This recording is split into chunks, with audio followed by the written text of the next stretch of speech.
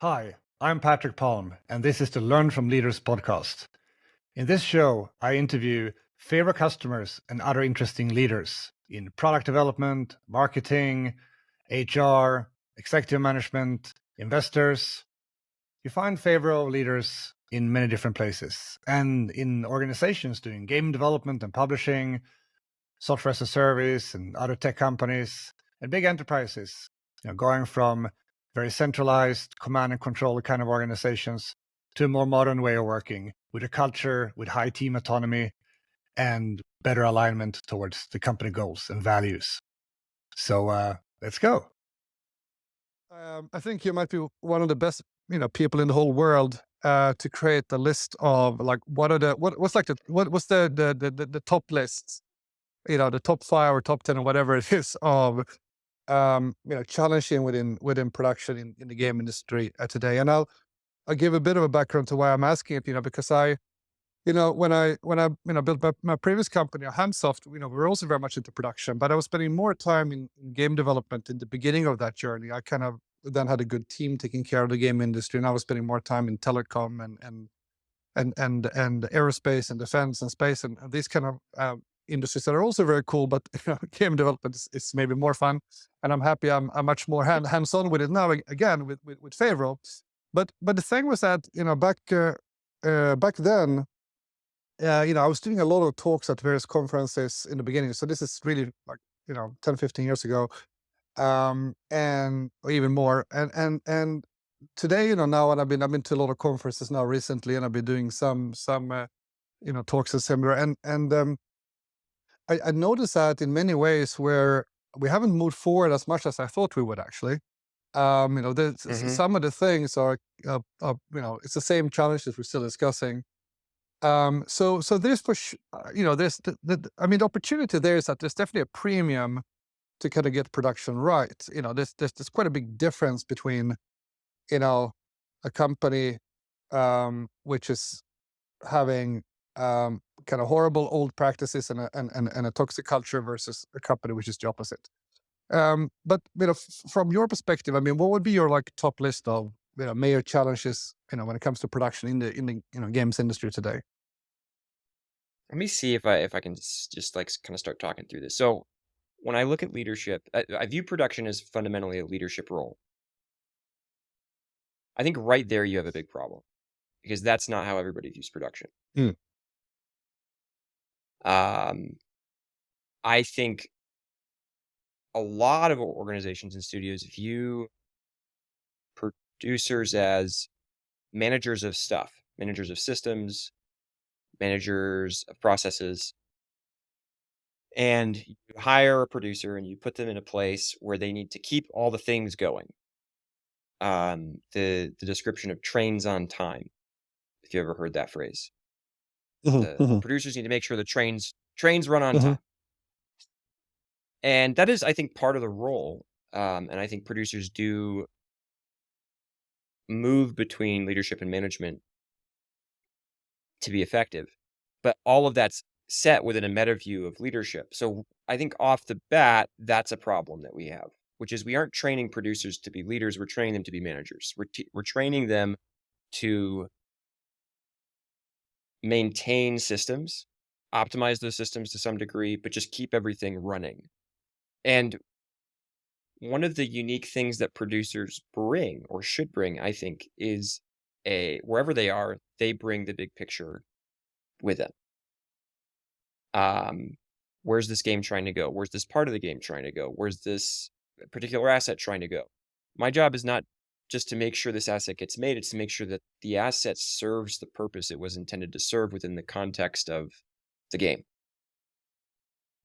That is a leadership stance, and it sometimes means that you have to go in and slow things down. Um, and so you're being a bad manager if you're slowing down all of your developers from some perspectives. But I think, well, no, but it's for a greater good.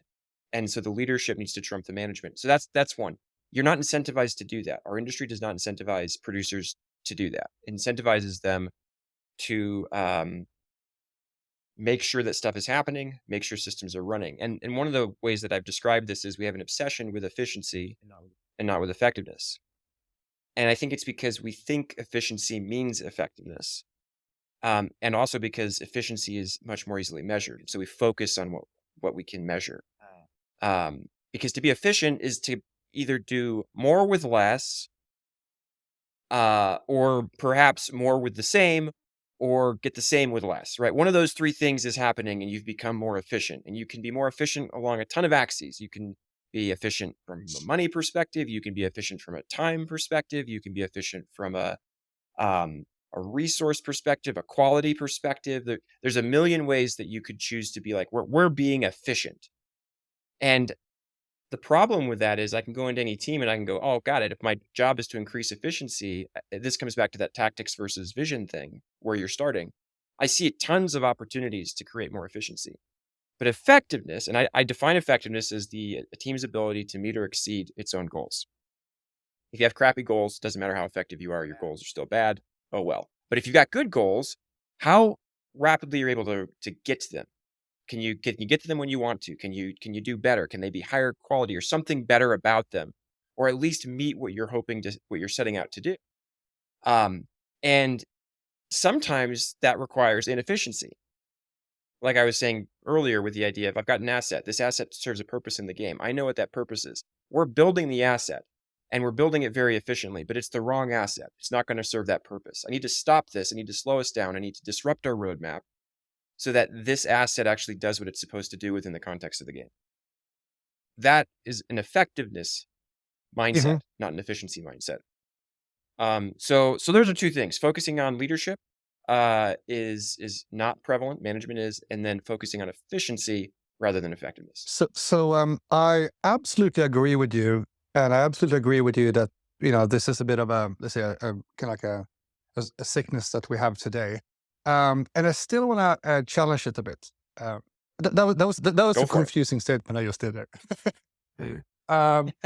Okay, so I think the thing I want to challenge is a little bit when saying you can't measure effectiveness, because this is where I think you get back to the like one person's strategies, another one's tactics. So for example, if you think about this from let's say a publisher level that have several studios, many teams. So they're making a lot of games every year.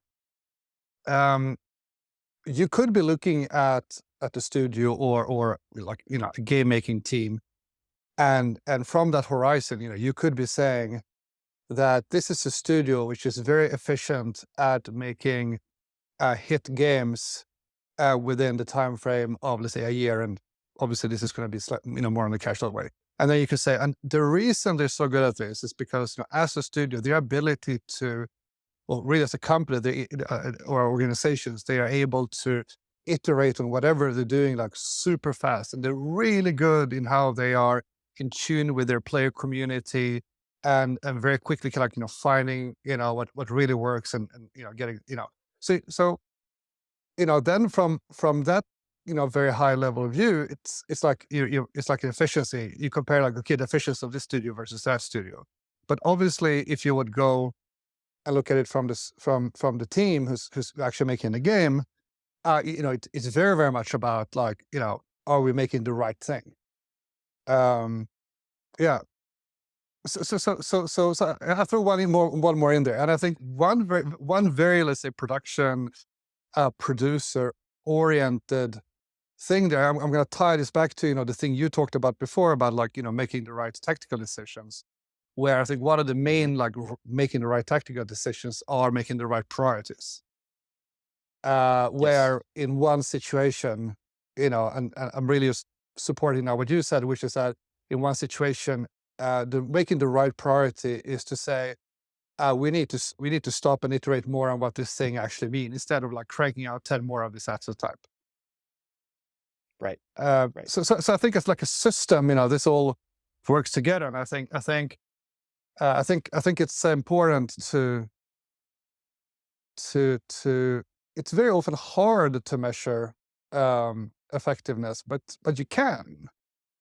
You can. Yes. So I love everything you said, and I think I love the reframe too on it. Yeah, you're spot on. Sometimes I think effectiveness can absolutely be measured. I would say, I'd agree with what you just said.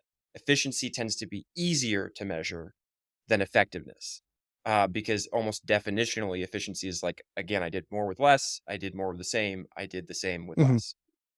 And so if I just know, if I'm making that assertion, then I'm probably measuring something to determine what was more or less. Yeah. Um, and and I think you also make a good point that like I'm not I've made teams more efficient. Absolutely. And the reframe I think that you're pointing to is efficiency should serve effectiveness. Yeah.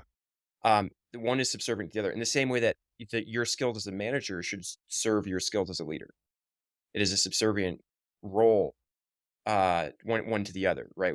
And in the same way that I would say process serves the product, process serves the Yeah. culture. It is not an end to itself. So if efficiency is your goal and all you do is run around trying to be more efficient in every different area, you're going to make a lot of improvements and they may not matter. But if effectiveness is your goal and you choose certain pathways to be more efficient around in order to be more effective, I'm totally behind it. So I love what you've called out here, and I think it's great. And yes, effectiveness is also measurable most of the time and harder. I would say, but yeah, all that like phenomenal. Agree with everything you said. It's very, I mean, there were several things you said there that I think are fantastic one-liners, but the first in a row good ones there you said was that, your skills as manager should serve your skills as a leader. That, Yes. that, that, that's really good. And I think a lot of people don't think about it that way. They make, um, you know, they don't see a difference between the two, or they get into debate on what it is. Yeah, it's Yeah. that's a long conversation in itself. But I want to see, we want to continue on the list here. Yeah, okay, so Okay. challenges, for production in the industry. What else do we got on this list? So I've alluded to this in the previous ones. A lot of this comes down to what are the incentives within the organization. Why do people want to be managers and be really good managers? Why do people want to be really good at creating uh, efficiency rather than effectiveness? Because that's what they're incentivized to do. Um, and the incentive structure, the people that are asking them to do things tend to put that big picture frame on things. And that trains the producers as they exist in these organizations to focus on the wrong bits. And that's fundamentally like when I think about why a guy named Aaron Smith and he's an awesome dude. We started the Building Better Games podcast a long time ago, and I was trying to figure out like who's the audience for this, and it was leaders in game development who are frustrated with solving the wrong problems. That's what I see everywhere. But I think it's easy to go like, you need to stop solving your problems. Like, go do better or something. And it's, well, wait, why are they focused on the wrong problems? And often it's because the organizational incentive drives them there. It drives them to fill out reports or spreadsheets or make sure the tickets are all just right or this or that. Or, like there's a million things that they're being asked to do. And we've lost the connection between those things and the value we're trying to produce. And so, I'm gonna plug Favreau for a second because one of the things I really liked about Favreau when I used it, I hope that's okay on this podcast, That's all right. um, um, is it can be so simple and so easy to just have a simple little phrase in a ticket, and then you just have like you talked about this earlier, that the intention is that this is a placeholder for a conversation. Right, that and if you go back into, like, I won't go into all the sort of history of agility, but you go back to, like, where is a user story and all this, it's a placeholder for a conversation. That's what these should be. These are not intended in creative spaces to answer everything we need to do. They're supposed to make sure that we have the conversation about what's important. And too often, I see organizations, both on the dev side, because they're overwhelmed often with bureaucracy and way too much stuff that they're trying to do, and on the leadership side, because they're so busy they don't want to put more meetings in everybody's calendar because everybody gets mad at them.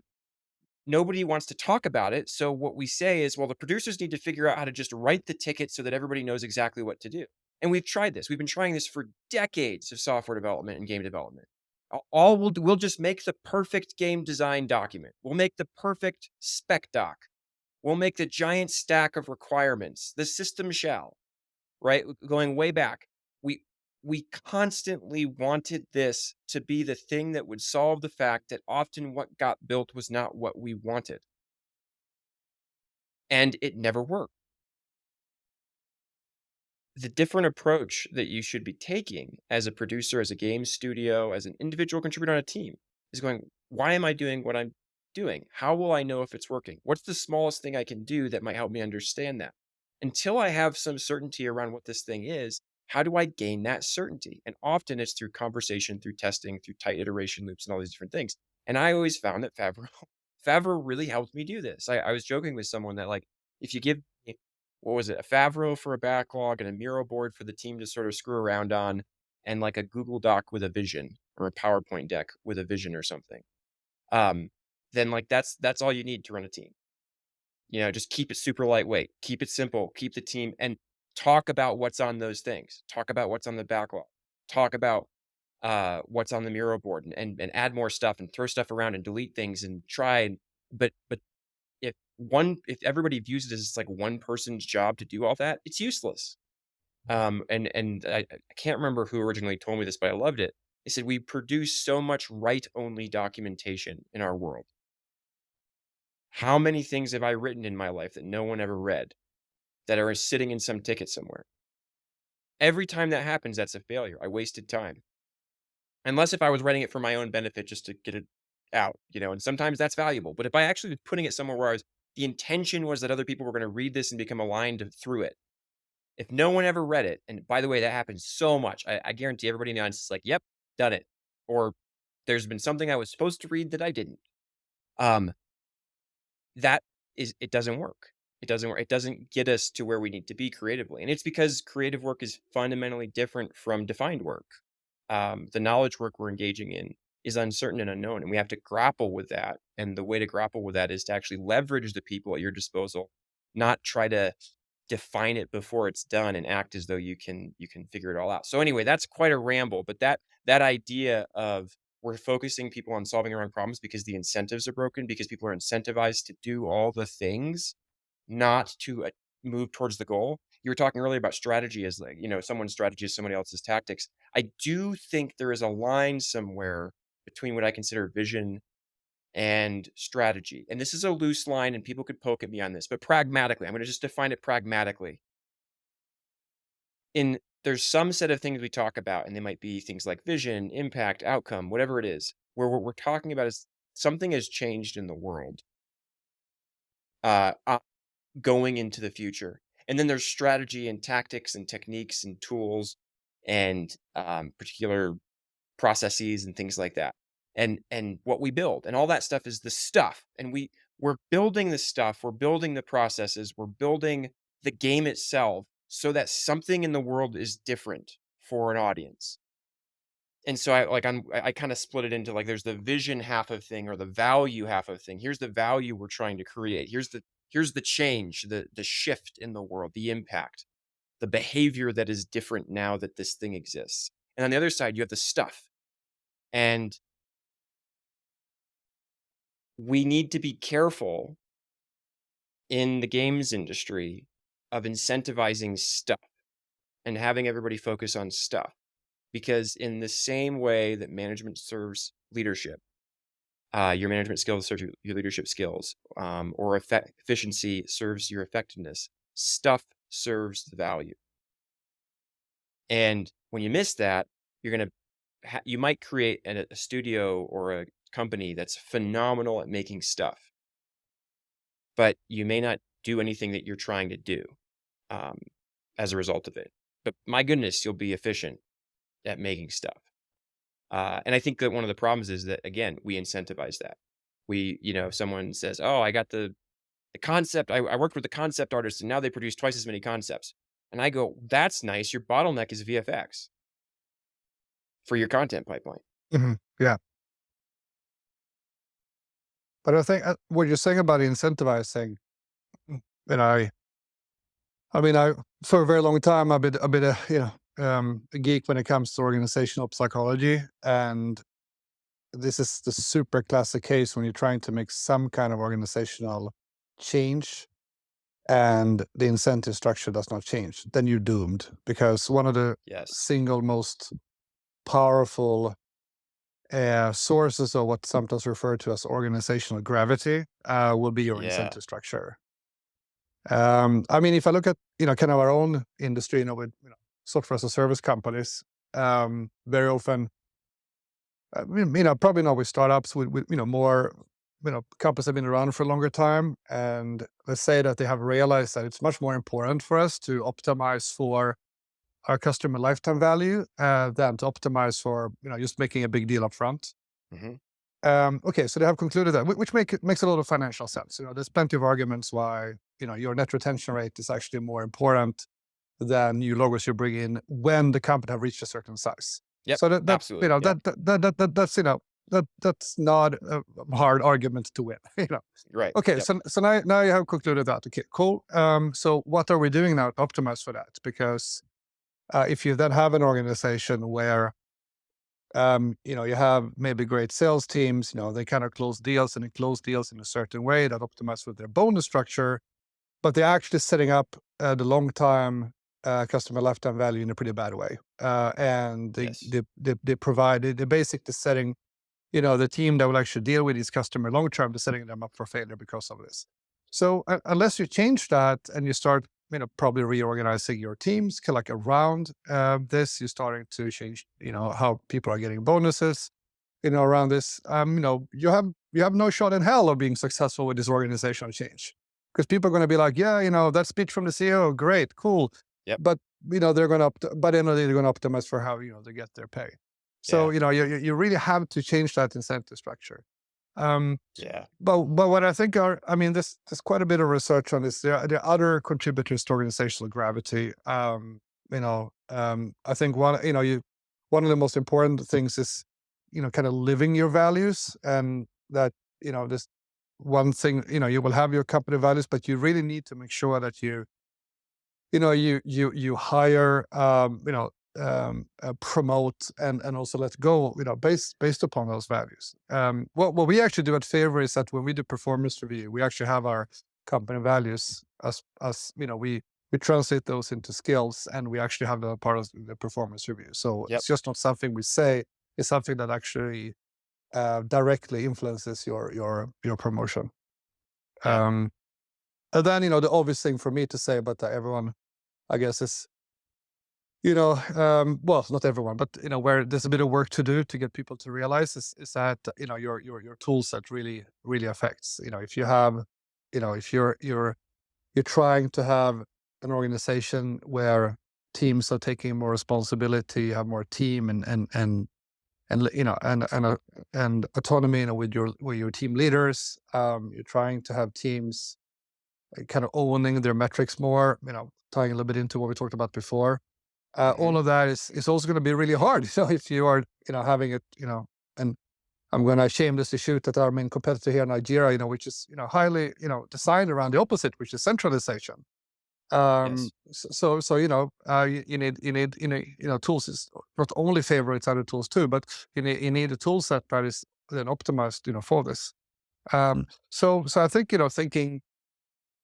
thinking holistically about your organizational gravity and everything that contributes to that, starting with incentives, I think is super important.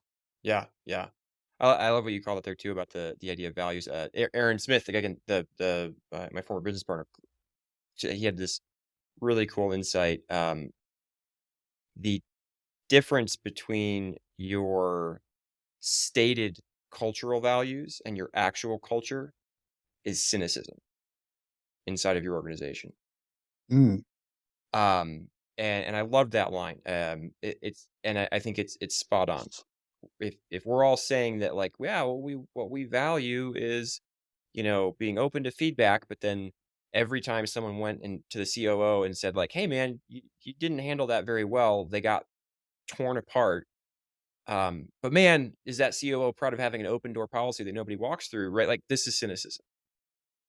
this and it disconnects people, and they see it as, oh yeah, that's something they tell us to do, but we know nobody does it. And the way you actually get ahead is you engage in these other behaviors. And I think one of the challenges with all the systems design out there and with the processes and the tools that people try to do, and I love how you called it out, that for me, that idea of like, am I building the tool? Who am I building this tool for? Um, I called out Favreau for its simplicity, and Miro similarly for its simplicity, and a Google Doc, right, with a vision, simplicity. Why is simplicity important? Because I want a team interacting with it. Um, how many work management systems or tools or things out there are hard for teams to actually relate to? That you have to like, okay, hang on, we got to let's go do an hour-long class and how you're going to interact with this tool. No. How do you can you make the tool? And again, there might be uses where it can be more complicated. I'm not saying that's wrong, right? Like in a giant organization, I guarantee there's a set of power users that like, hey, we're going to use this for something more advanced. And like, look, if you've got the facilities for that, the features for that, great, awesome. But like when you're interacting with a team, can you just keep it really simple? Because that encourages them to actually engage with it. And how many teams uh, don't want to touch a system? I'll pick on Jira too, because it is so complicated, and they're worried they're going to break it. And they're just like, what? Can the producer just handle Jira? I don't want to touch Jira. Can the producer do it? And I've seen, it makes me so sad. I see the meeting where the producer's in the room and everybody's talking, and the producer's just taking notes into Jira and like creating all the tickets and doing all this. And I was like, man, imagine a world where your developers felt full confidence to go in and just create their own tickets because it was simple and easy to do, and they weren't worried that they were going to put a field in the wrong place and then the sprint was going to break. And like, I this isn't just a Jira thing, and I think Jira has some simple ways it can be used. The problem is I feel like Jira is always pulling you to be more complicated. Like it's always pulling you in a direction of like, hey, add this feature, hey, add this thing. And that's partially because Jira feels like the system designed for the people at the top of the pyramid, not for the people who are actually afflicted with that system.